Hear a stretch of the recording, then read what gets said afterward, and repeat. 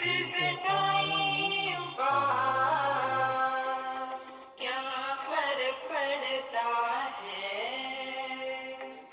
कोई दिक्कत नहीं, पता नहीं, जो धारी राय सो हमारी राय, nothing to do, nowhere to go, देखो सुनो मत बोलो, wherever, whenever, whatever you are, be 100% Karnataka, किसी को आओ मत कहो, किसी को जाओ मत कहो, ना कुछ पाना ना कुछ खोना, live at zero complete level, मौज में रहो, be happy.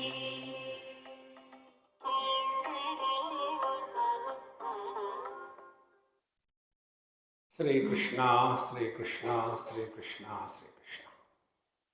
गुरुर्ब्रह्मा गुरुर्विष्णु गुरुर्देवो महेश्वरः, गुरुः साक्षात् परं ब्रह्म, तस्मै श्री गुरवे नमः, तस्मै श्री गुरवे नमः। सबसे ज़्यादा मिसअंडरस्टूड यदि कोई शब्द है तो वो है योगा।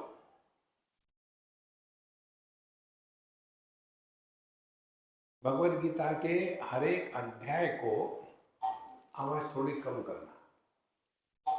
भगवद गीता के हर एक अध्याय को, हाँ बेटा है, योग कहा है।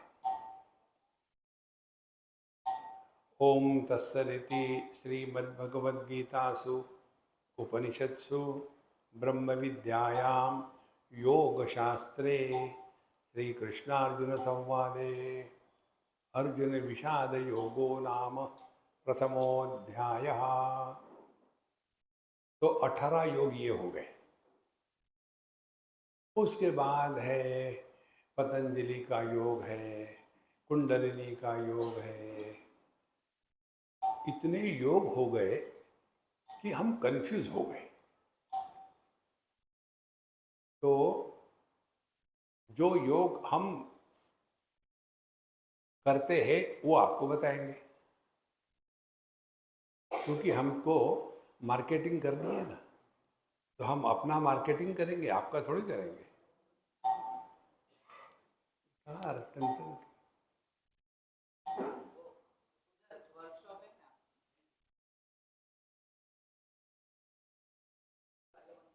हाँ, ये विक्षेप योग है। विक्षेप योगो नाम।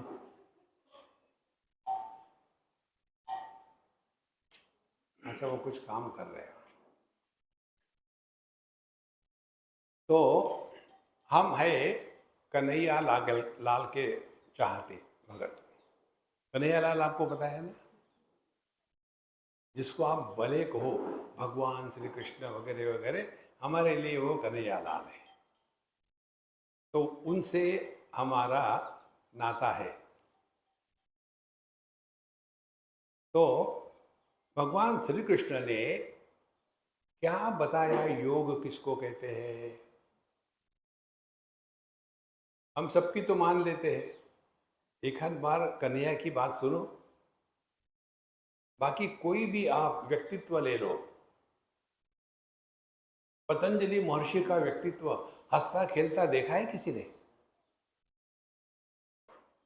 देखो, कुंडलिनी योग का व्यक्तित्व हंसता खेलता देखा है?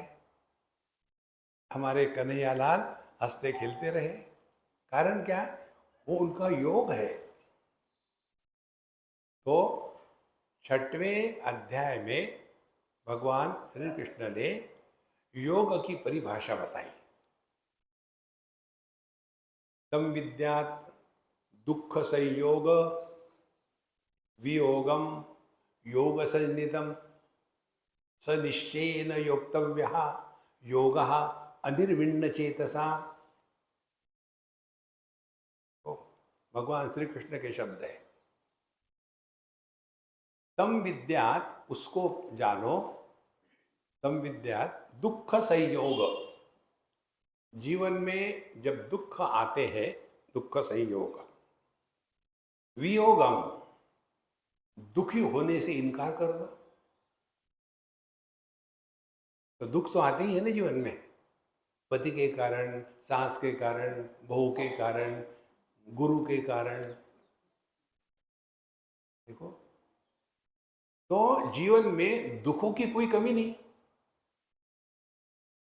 आप ये जो शरीर ट्विष्टासन करते हो, मुझे महात्मा जी ने बताया, मैंने एक भी योगा आज तक नहीं किया। ये तो पूरा उसी में लगा रहता है आदमी। जहाँ भी जाएंगे वो उनका जो योगा मैट्रेस होता है ना, लटका करके, जैसे AK-47 थे।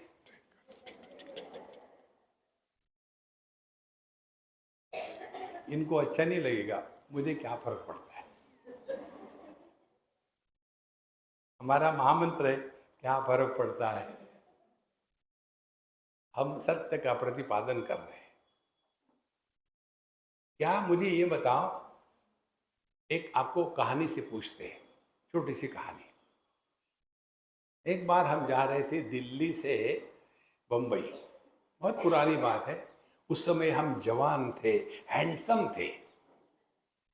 जोक नहीं है, रियली, हम रियली हैंडसम थे।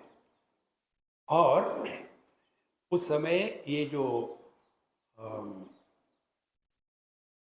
राजधानी एक्सप्रेस नई नई शुरू हुई थी और उसमें AC कोच लगते थे। तो उसमें हमको सीट मिली, तो बीच की सीट मिली, इधर एक मोटू और इधर एक लड़की, और बीच में जवान बाबा जी, न्यूज़पेपर के लिए अच्छी न्यूज़। तो हम बिल्कुल वहाँ एकदम ऐसे सुकड़ के बैठ गए कि ये हमको ढकेल रहा था। Overflowing personality, he was flowing out of the chair. और इधर में आग बबूला, तो मैं अंदर में बैठा रहा। और फिर जब 4 घंटे हो गए, फिर हम बाथरूम जाके आए। उसके पश्चात फिर हमने कहा कि excuse me, have to go out. तो मैंने जब अंग्रेजी में बोला तो उसको लगा, अरे ये पढ़ा लिखा लगता है। तो फिर उसने मुझे पूछा, by the way where are you going. तो मैंने कहा, I don't go anywhere by the way, I go the right way. फिर जैसे आप हंसे वैसे वो भी फिर ऐसे मुस्कुराई। ये योग है।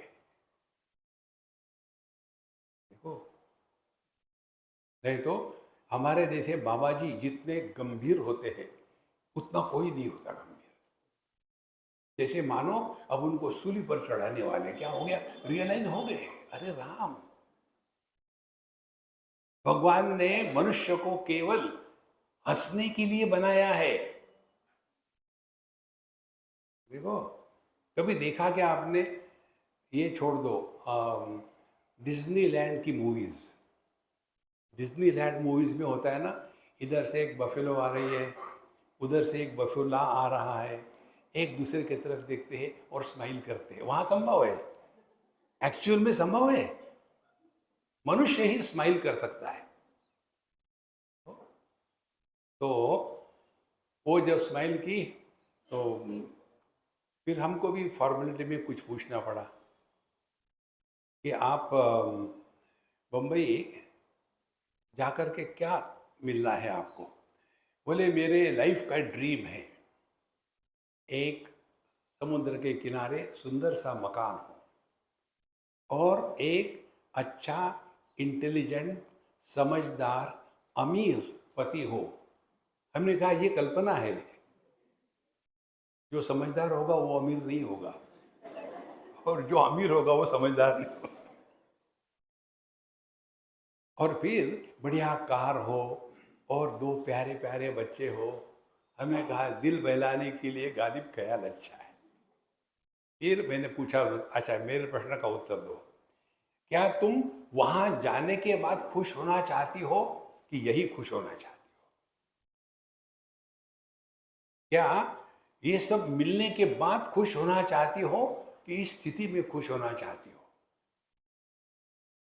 देखो, हम सब लोग क्या करते हैं, we are postponing our happiness in the future period of time, and future never comes. हमारे कन्हैया लाल का योग ये है, wherever you are, whenever you are, whatever you are, be 100%। When you are 100%, then only you are happy. अभी हमारी स्थिति क्या है? एक दिल के टुकड़े हजार हुए, एक वहां गिरा एक वहां गिरा। ये टूटे हुए दिल के लोग कैसे खुश रह सकते हैं? देखो, तो क्या करें? भगवान कृष्ण का योग का प्रयोग करो। तम विद्या दुख संयोग। हमारे जीवन में दुख हमेशा आएंगे, फ्री डाउनलोड। देखो, दुख हमेशा आएंगे, तो आपको योग प्रैक्टिस करने का मौका हमेशा मिलेगा, बिना मैट्रेस के। ऐसा होगा क्या कि किसी के साथ झगड़ा हो गया, दुख हो गया, I am sorry, I can not be miserable, but no matters. देखो संतो, मुझे मालूम है ये सभी योगी मुझे मारेंगे बाद में, बट हू केयर्स। देखो संतो, जीवन में दुख के प्रसंग हमेशा आएंगे, उसके लिए कुछ करने की आवश्यकता नहीं। हम विद्या दुख संयोग, वियोगम, करने की आवश्यकता किसकी है? दुख आने के बाद दुखी होना या दुखी नहीं होना, यह अपना चॉइस होता है।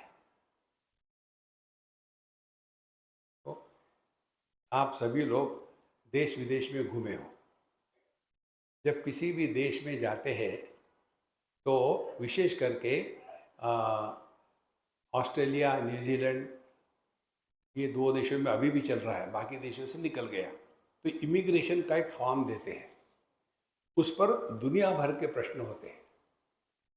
एक प्रश्न ये है कि क्या तुम किसी टेररिस्ट ऑर्गेनाइजेशन के, नमो नारायण, विराज विराज,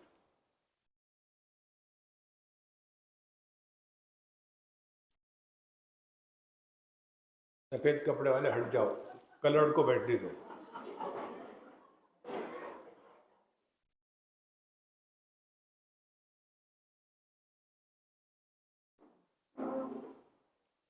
हाँ,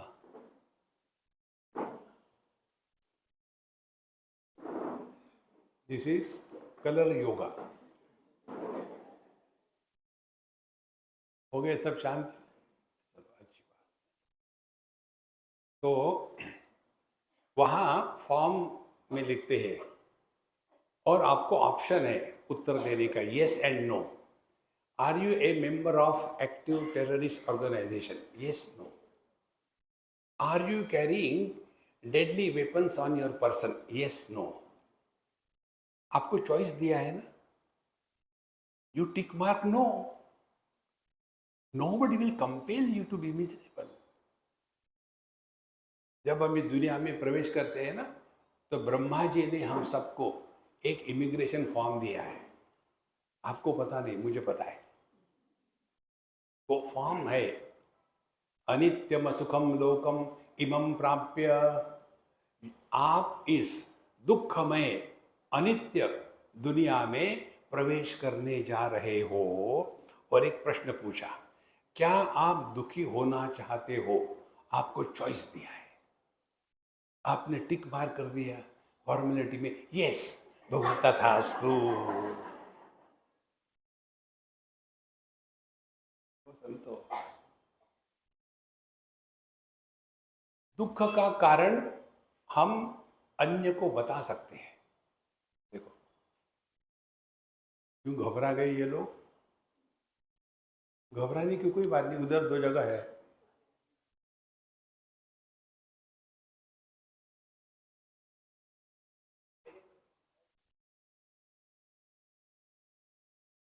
चलो, अच्छी बात। तम विद्या दुख संयोगम वियोगम योग से।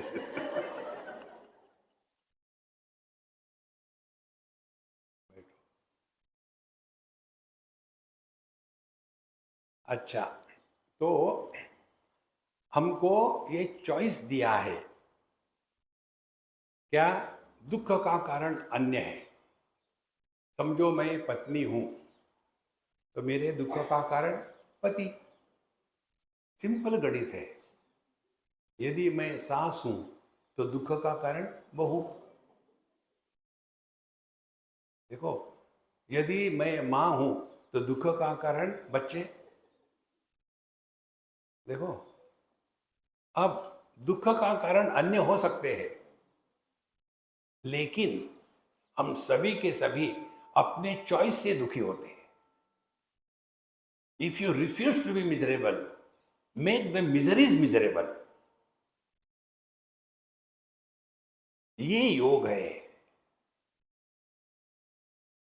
संविद्यात दुख संयोग वियोगम, योग संनितम, इसको योग कहते हैं। देखो, ट्विस्टिंग द बॉडी से कुछ नहीं होता। पतंजलि महर्षि ने टोटल कितने सूत्र है? 192, 95, 195 सूत्रों में आसन के लिए कितने सूत्र हैं? 2 है। पहला सूत्र क्या है? स्थिर सुखम आसनम। दूसरा सूत्र क्या है? प्रयत्न शैथिल्य अनंत समापत्तिभ्याम। 2 बताया ना। यम नियम के लिए कितने सूत्र हैं? अनेक है। यम क्या क्या है? अहिंसा, सत्य, अस्तेय, अपरिग्रह, ब्रह्मचर्य, 5। और यम नियम के लिए शौच, संतोष, तप, स्वाध्याय, ईश्वर प्रणिधानानि नियमा, 10 हो गए। जिस पर इतना महत्व दिया है पतंजलि महर्षि ने, वो ज्यादा इंपॉर्टेंट है कि 2 सूत्र वाला इंपॉर्टेंट है। थिंक। अच्छा, यह जो बताया है स्थिर सुखम आसनम, स्थिर, यह किसका एडजेक्टिव है? स्थिर सुखम कि स्थिर आसनम? स्थिर माने एडजेक्टिव, ये सुख का एडजेक्टिव है, आसन का नहीं है। स्थिर सुखम माने you are happily steady and steadily happy, उसको कहते हैं आसन। ध्यान से सुनना। तो हम बैठ लेते हैं उल्टा सीधा कर करके इस प्रकार से, और फिर अरे यार खुलता ही नहीं, खुल गया। और उसके बाद उठने के लिए एकदम कोई बुलडोजर लाना पड़ता है। उठ गए। अपने आप को परेशान मत करो। स्थिर सुखम आसन माने we should be happily steady and steadily happy. फिर आपने योगा किया है जीवन में। ये भिन्न भिन्न जो आसन करते हैं, कितनी बार करोगे? 5 मिनट, 10 मिनट, 15 मिनट। तो 15 मिनट योगा, फिर होल डे भोगा।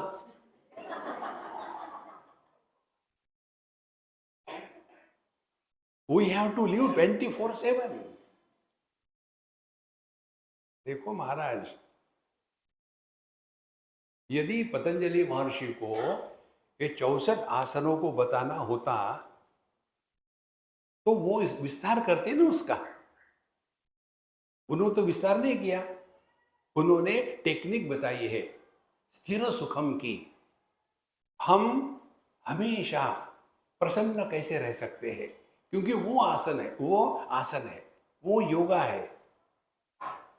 देखो उनकी टेक्निक क्या है, भगवान पतंजलि महर्षि की टेक्निक है प्रयत्न शैथिल्य। प्रयत्न शैथिल्य माने जहां प्रयत्न की कमी हो। अब उदाहरण से समझ लो, जो ऊंचे सुनते हैं, मालूम है ना ऊंचा सुनना माने क्या, अरे जो कम सुनते हैं। जो व्यक्ति कम सुनता है उसको बहुत प्रयत्न करना पड़ता है सुनने के लिए, और जहां प्रयत्न है वहां आदमी थक जाता है, और थकने के कारण सत्संग में भी खर्र खर्र शुरू हो गया। क्यों सब सत्संग में लोग क्यों सोते हैं, क्योंकि ऊंचे सुनते हैं, सुनने को ठीक आता नहीं, तो why waste the time, go to sleep. कारण क्या है, जहां प्रयत्न है वहां थकावट है, जहां प्रयत्न है वहां मय है, जहां मय है वहां दुख है। जीवन में सहजता होनी चाहिए। ओ, जैसे हम लोग नॉर्मल सांस ले रहे हैं, कभी मन में ये विचार आया क्या कि मैं सांस ले रहा हूं या ले रही हूं? कभी नहीं आता, क्योंकि वी आर हेल्दी। समझो किसी को अस्थमा हो गया, तो ओ, प्रयत्न हो गया ना। क्यों? कि यू आर नॉट नॉर्मल। देखो जहां जहां प्रयत्न है वहां वहां हम एबनॉर्मल हैं, जहां जहां प्रयत्न नहीं है वहां हम नॉर्मल हैं। जैसे हम यहाँ सीढ़ियां चढ़ के आए, तो चढ़ते समय ये घुटना दुख रहा, ये घुटना दुख रहा, क्यों? कि नॉर्मल नहीं है। और आप लोग यहाँ दौड़ के ऊपर आते हो क्योंकि आप नॉर्मल हो। देखो प्रयत्न शैथिल्य, जितने प्रयत्न कम हो गए उतने हम नॉर्मल हैं, और जितने नॉर्मल कब हो गए, अब ध्यान से सुनना, हम नॉर्मल कब हो सकते हैं, माने प्रयत्न कम कब होगा, अनंत समापत्तिभ्याम। अनंत माने परमात्मा, प्रयत्न शैथिल्य अनंत समापत्तिभ्याम स्थिर सुखम आसनम भवति। इसको ऐसा पढ़ के देखो, यदि हम प्रभु पे 100% समर्पित रहे, जो थारी राय सो भारी राय, रिलैक्स। देखो एक श्लोक आता है, उत्तमा सहजावस्था, मध्यमा ध्यान धारणा, अधमा मूर्ति पूजा च, तीर्थ यात्रा अधमा। सबसे उच्च स्थिति है सहजावस्था। सहजावस्था माने कोई प्रयत्न ही नहीं, क्योंकि नॉर्मल है। देखो, और जब नॉर्मल होगे तो प्रसन्न रहेंगे, क्योंकि हम दुख की पैदाइश नहीं है। उपनिषद में आता है आनंदादेव सर्व खलवानी भूतानि जायन्ते। ठीक? सभी के सभी दुनिया भगवान के आनंद से प्रकट हुई है। यदि हम आनंद की उत्पत्ति है तो दुख कहां से आया? दुख आने का एक ही कारण है कि हम अपने आप को जगत में को सिद्ध करना चाहते हैं। Don't try to prove anything to anybody, just be. योग का तात्पर्य हम परमात्मा के साथ 24 घंटे लगे हुए हैं। परमात्मा आनंद स्वरूप है। तो यदि परमात्मा आनंद स्वरूप है तो हम यदि उनके साथ जुड़े हैं तो दुख कभी नहीं होगा। दुख आएगा लेकिन दुखी नहीं होगे। देखो संतो, उसको कहते हैं योग भगवत गीता के अनुसार। इसीलिए स्थिर सुखम आसनम, सबसे बड़ा योग क्या हो गया? हमारा महामंत्र, मौज में रहो, बी हैप्पी। ये सबसे बड़ा योग है। मौज में रहो कहा है, करो नहीं कहा, मौज करो, नो नो नो, करो मत, मौज में रहो। मौज में रहना माने जिस हाल में रखा उस हाल में खुश है। दुख को दुखी करो।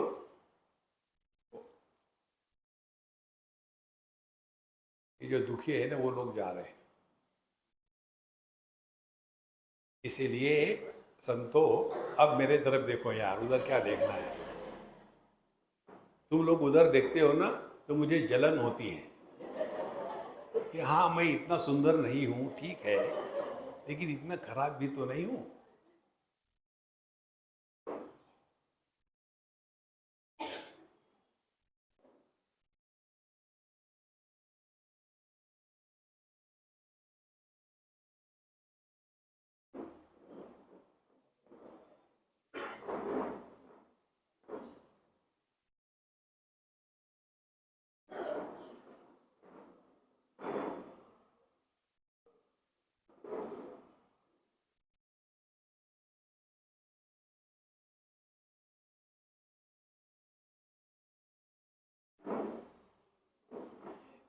एक बार हम किसी अ, बड़े प्रसंग में गए थे। मुंबई की बात है, शायद संन्यास आश्रम होगा, मुझे याद नहीं। बहुत पुरानी बात है, 40-50 साल पहले। उस समय हम जवान थे। तो ऐसा बड़ा स्टेज था और उस पर महात्माओं को लाइन से बैठा दिया और सामने सुनने वाले चेयर पर्सन थे, चेयर में बैठे हुए थे और चेयर तुम सुनो, मैं सो रही हूँ, ऐसे। अच्छा, फिर पहले महात्मा बोले भगवद गीता पर। भगवद गीता में बताया है कर्मण्येवाधिकार अस्ति मा फलेषु कदाचन। वो होता। और ऐसा करते करते हर एक को 5-5, 10-10 मिनट दिए थे। बुलवाना था बाबा जियों को, तो बुलवा रहे थे। और हमको जब बोला तो हमने अपना हंसते खेलते बोल दिया। वो होने के बाद वहाँ, उस समय तो हम जवान थे ना, वहाँ समय एक वयस्क महात्मा थे। उन्होंने हमको कहा, देखो महात्मा जी, अभी तो आप बच्चे हो। हमने कहा क्या करूं, लेट पैदा हो गया और मेरे हाथ में तो है नहीं, बच्चा हूं, मैन्युफैक्चरर्स डिफेक्ट। बोले नहीं, आप अपने शास्त्रों के बारे में, गीता जी के बारे में इतना हल्का फुल्का बोलते हो, ऐसा नहीं बोलना चाहिए। हमने कहा महाराज क्षमस्व, अब मैं इतना गंभीर बोलूंगा कि कोई गीता सुनने को आएगा ही नहीं। तो हमारे स्वामी अखंडानंद जी महाराज थे वृंदावन के, उन्होंने हमको बताया बोले 2 प्रकार के लोग होते हैं जो सत्संग करते हैं। एक वो होते हैं, वो ऐसा बताते हैं कि सुनने वाला सोचता है अरे यार ये अपने बस की बात नहीं है, ठीक है, मत्था टेको निकल जाओ। दूसरे ऐसे होते हैं कि जो ऐसा बताते हैं, अरे इतना सिंपल है, ये तो मैं कर सकता हूं, कितनी बड़ी बात है। यदि हम गंभीर होके बोलेंगे तो पहले ही तो लोग अपने घरों में, संसार में फ्रस्ट्रेटेड है, यहां आकर वही करना है। देखो, तो हमने कहा कि महाराज क्षमा करना, अब हम नहीं बोलेंगे ऐसा। वो हो गया। फिर एक कमंडलू था वहाँ हमारे साथ। उस कमंडलू ने पूछा, स्वामी जी आपने ऐसा क्यों नहीं बताया उनको? अरे देखो वो बड़े हैं, बड़ों को हमेशा आदर देना चाहिए, बड़ों के मुंह नहीं लगना। वो जो भी कहते हैं बिना सुने हाँ कह दो, 2 मिनट में भूल जाएंगे वो और झंझट खत्म।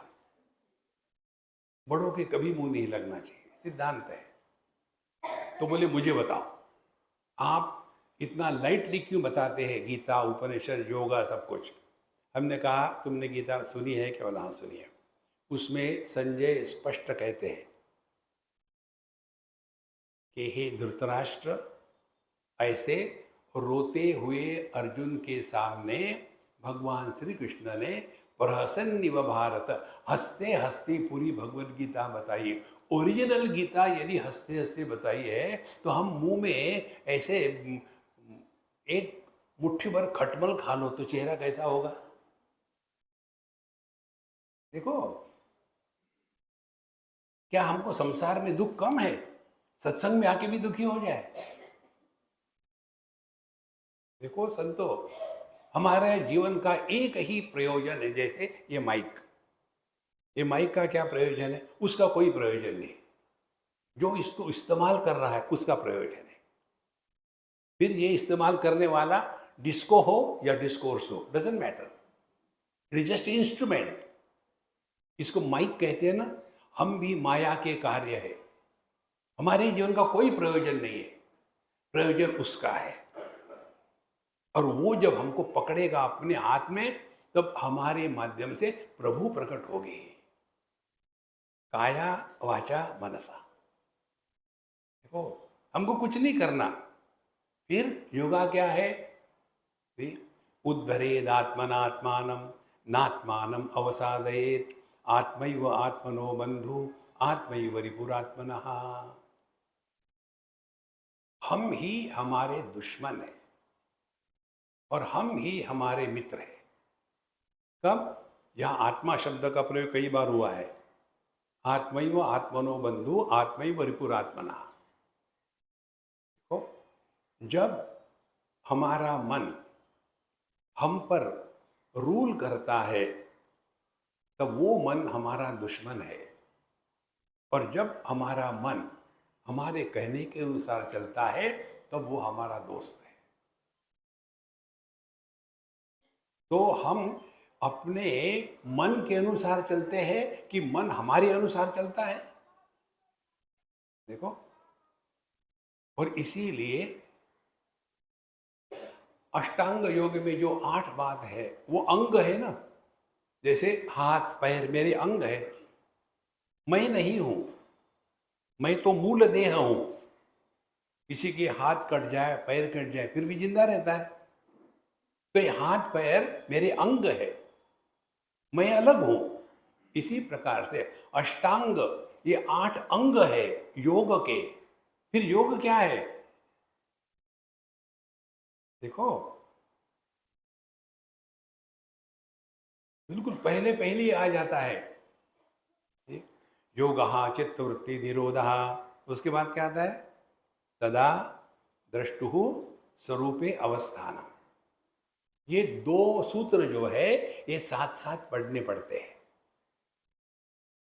जब तदा शब्द आता है तो उसके पहले यदा आना आवश्यक है। जैसे भगवद गीता में ही आता है, यदा यदा ही धर्मस्य ग्लानिर्भवति भारत अभ्युत्थानमधर्मस्य तदात्मानं सृजाम्यम। यदा तदा, जब तब। जब कहते हैं कि तदा द्रष्टुः स्वरूपे अवस्थानम, इसका मतलब क्या है? पहले सूत्र में आपको यदा लगाना आवश्यक है। केवल चित्त वृत्ति निरोध, केवल इसी को योगा कहेंगे तो हमने पतंजलि महर्षि को परेशान कर दिया है। देखो, आंखें देखने के लिए दी है।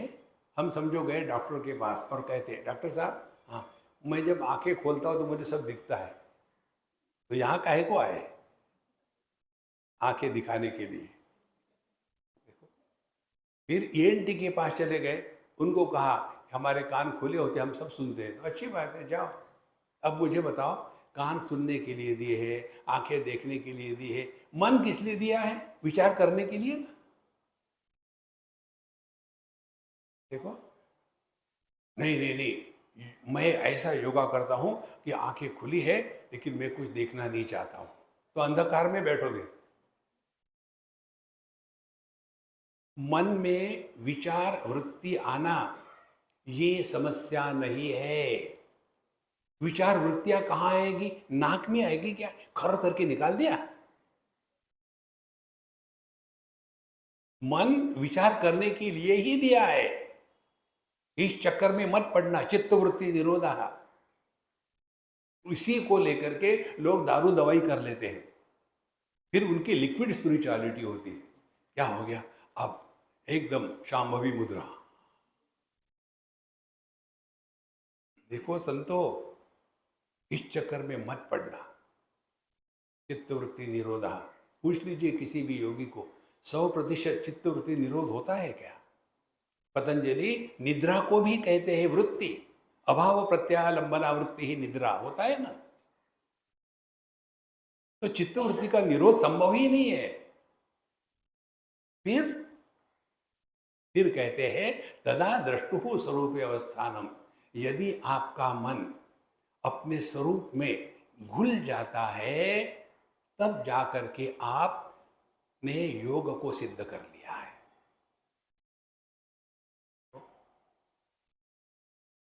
और इसीलिए इस चक्कर में मत पड़ना कि मन में बहुत विचार रहते हैं, आने दो। क्या हम ऐसी जबरदस्ती कर सकते? मेरे घर के सामने जो रोड है उस पर एक भी गुंडा नहीं आवे, केवल साधु संत ही चले। फिर इसके लिए मैं हाथ में डंडा लेकर के खड़ा रहता हूं, यदि कोई गुंडा आएगा तो पीटूंगा। लोग आपको ही गुंडा कहेंगे क्योंकि हाथ पे डंडा है। देखो, इस गलत फहमी में मत रहना।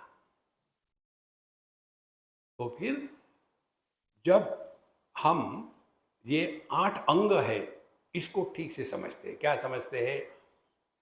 यम नियम आसन प्राणायाम प्रत्याहार धारणा ध्यान समाधि। इसमें जो पहले 4 है, कौन से पहले 4? यम नियम आसन प्राणायाम, ये 4 इसको कहते हैं बहिरंग साधना। इस बहिरंग साधना में पहले है यम साधना। यम किसको कहते हैं? अहिंसा सत्य अस्तेय अपरिग्रह ब्रह्मचर्य। माने हम जगत के साथ ऐसा रहे कि हम जगत के लिए समस्या न बने और जगत को समस्या के रूप में स्वीकार न करें। ये है यम साधना। लिविंग एट 0 कंप्लेंट लेवल अपना महामंत्र है। दुनिया जैसी है बढ़िया है, तब हम यम साधना कर रहे हैं। फिर दूसरी समस्या होती है, हम अपने लिए समस्या है। देखो, कोई नहीं होता फिर भी हम बड़े डिस्टर्ब रहते। कारण क्या है? हमारी यम साधना नहीं हुई। तो यम साधना क्या है? शौच संतोष तपस्वाध्याय ईश्वर प्रणिधानानि नियमाः। हम अपने लिए समस्या न बने। और आप देखेंगे हम सभी के सभी स्वयं के लिए सबसे ज्यादा समस्या है। अपने आप से हम डरते हैं, भागते हैं, 24 घंटे व्हाट्सएप, अपने से दूर भाग रहे हैं। देखो, तो ये 2 बातें हो गई। फिर तीसरी आसन, हमेशा प्रसन्न रहो। चौथी प्राणायाम, अपने जीवन के क्रियाकलापों में थोड़ा नियंत्रण रखना है। प्राण शक्ति को कंट्रोलित रखना है। हमेशा किसी किसी ने शांत रहो, शांत रहो, डोंट रिएक्ट। ये 4 बातें होने के बाद 5वीं ये बहिरंग साधना होगी। फिर 5वीं बात है कि दुनिया हमारे अंदर प्रवेश करती है हमारी इंद्रियों के माध्यम से। तो प्रत्याहार हो गया। अब हमारे इंद्रिय जो है, हमारा मन जो है, बिना प्रयत्न के बाहर भटकना बंद करता है। ये हमारा स्वातंत्र्य होना चाहिए कि हम इंद्रियों के गुलाम नहीं।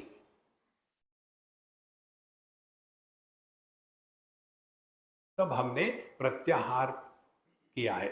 आहार माने खाना, प्रत्याहार माने नहीं खाना। देखो, जैसे हम लोग खाने के लिए बैठते हैं ना, तो बढ़िया खाना है, हाँ नहीं स्वामी जी और ले लो, एक्चुअली मुझे नहीं चाहिए, लेकिन आप कहते ही है तो ठीक है, 6 थेपले दे दो। अरे राम राम राम। देखो, अपने आप में कंट्रोल होना आवश्यक है। तो जब प्रत्याहार हो जाएगा तो दुनिया हमारे अंदर प्रवेश नहीं करेगी। अब आते हैं अंतरंग साधना पर। अंतरंग साधना होती है मन को लेकर के। हम नॉर्मली कंप्लेन करते हैं, हाँ जी मन बहुत डिस्टर्ब रहता है। First define what is the disturb mind. Disturb मन किसको कहते हैं? विचार आते हैं, ये डिस्टर्ब मन नहीं। हमारा मन 3 चीजों में भटकता है, देश में, काल में और वस्तु में। हम बैठे यहाँ है और हमारा मन घर गया, पता नहीं ये स्वामी जी का लेक्चर कब खत्म होगा, घर में वहाँ कोई लोग आने वाले हैं, मैंने इनको कहा तो था कि सब सब्जी वब्जी बना के रखना, मैं आके खाऊंगी, लेकिन करते तो कुछ है ही नहीं। बैठे यहाँ है, मन चला गया कहीं स्थान पर। फिर काल में हमारा मन भटकता है। पिछली बार वो स्वामी जी आए थे, उन्होंने दूसरा बताया था, ये स्वामी जी बता रहे दूसरा। देश काल वस्तु, तो मन का डिस्टर्ब होना माने हमारा मन देशतः, कालतः और वस्तुतः इधर उधर भटकता है।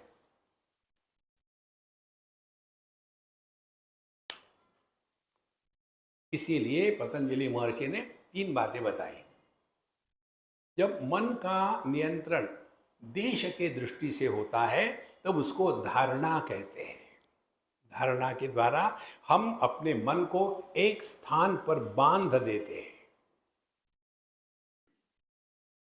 बाहर मत बांधो। अपना जो आध्यात्मिक हृदय है, स्टर्नम जिसको कहते हैं, फिक्स योर माइंड देयर। अब वो देश में नहीं भटकेगा। फिर वस्तु, एक वस्तु से दूसरे वस्तु की तरफ। मन अनेक वस्तुओं में भटकता है, एक वस्तु को पकड़ो। वस्तु प्रधान होता है ध्यान। तो अपने हृदय में मन को पकड़ लिया, फिर उसी मन को उसी स्थान पर एक वस्तु दे दो, भगवान श्री कृष्ण। अब ये 2 दिशा में मन भटकेगा नहीं। अब तीसरी बात, देश और वस्तु, देश और वस्तु हो गए। अब तीसरी, अपने मन को एक ही देश में एक ही वस्तु के साथ लंबे समय तक रखना, उसको कहते समाधि। तो कालतः धारणा, वस्तुतः ध्यान और कालतः समाधि, 3 बातें हो गई। फिर भगवान रमण पतंजलि महर्षि कहते त्रयम एकत्र संयमः। जब हमारा मन देश, काल और वस्तु, इन तीनों में भटकना बंद कर देता है हमारे चॉइस से, तब हमारा मन संयमित हो गया है। अब ध्यान से सुनना।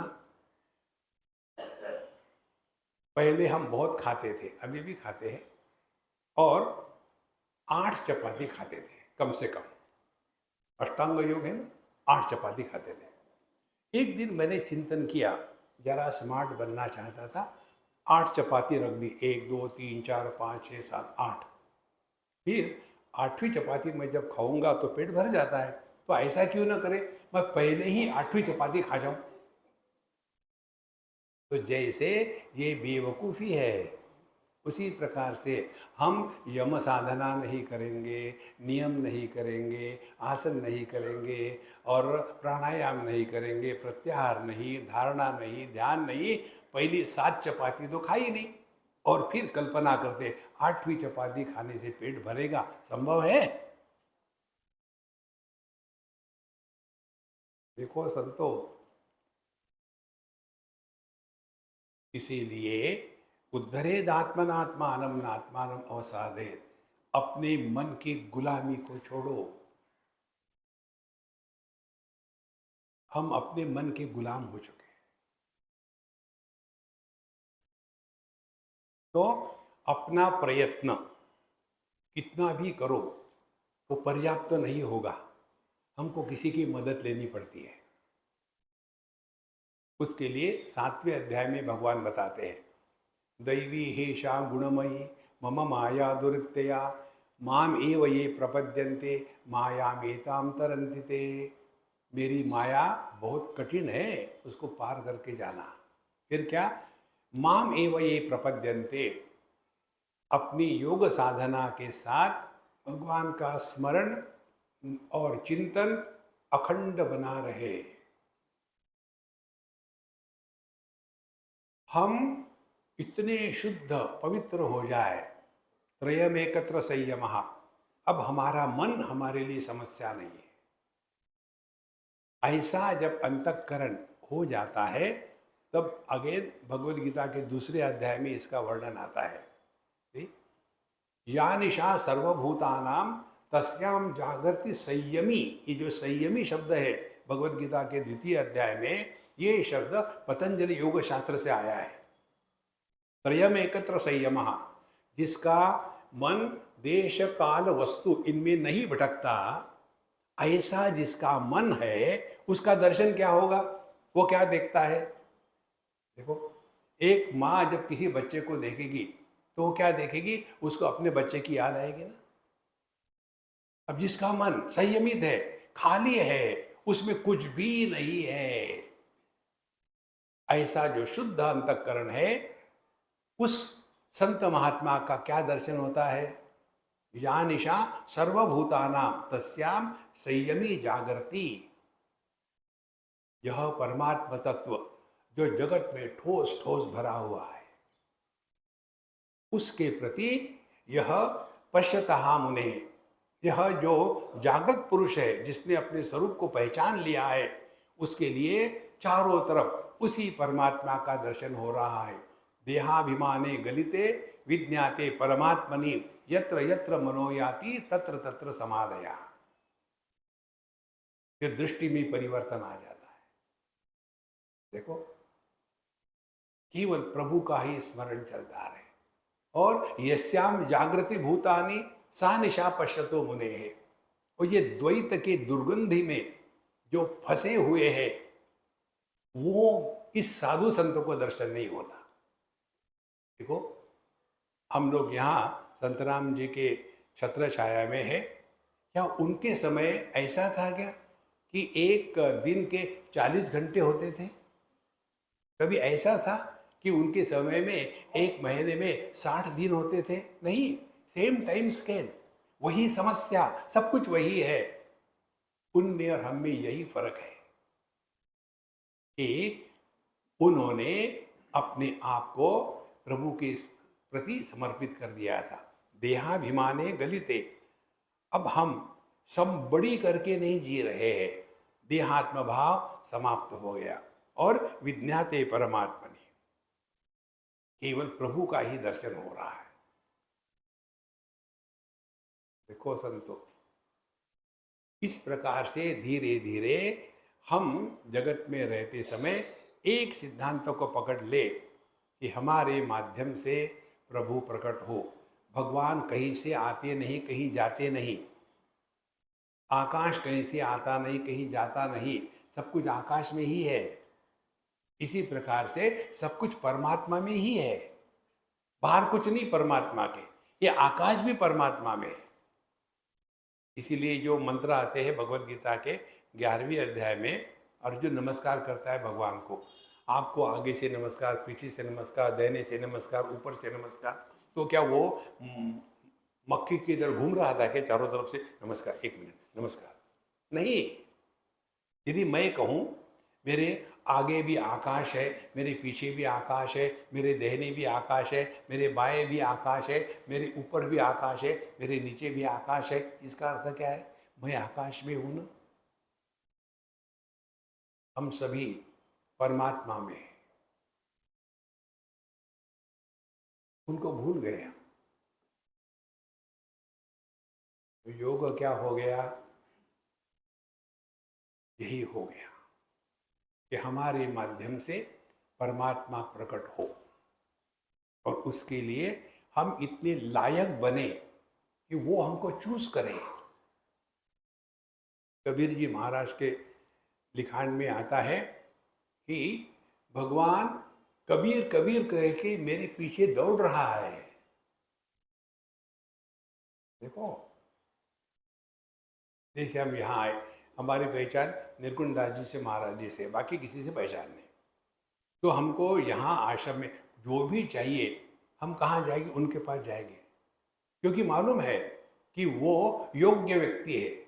इसी प्रकार से परमात्मा भी ढूंढ रहे हैं, कोई है क्या लायक जिसके माध्यम से मैं अपना काम कर सकूं। तो योग क्या हो गया? हम इतने लायक बने कि भगवान हमको चूज करे, हम उसके पीछे ना दौड़े, वो हमारे पीछे आ जाए। तब जा करके योगाभ्यास पूरा हुआ है। ओम पूर्णमदः पूर्णमिदं पूर्णात् पूर्णमुदच्यते पूर्णस्य पूर्णमादाय पूर्णमेवावशिष्यते। ओम शांति शांति शांति। हरि ओम। श्री गुरुभ्यो नमः। हरि ओम।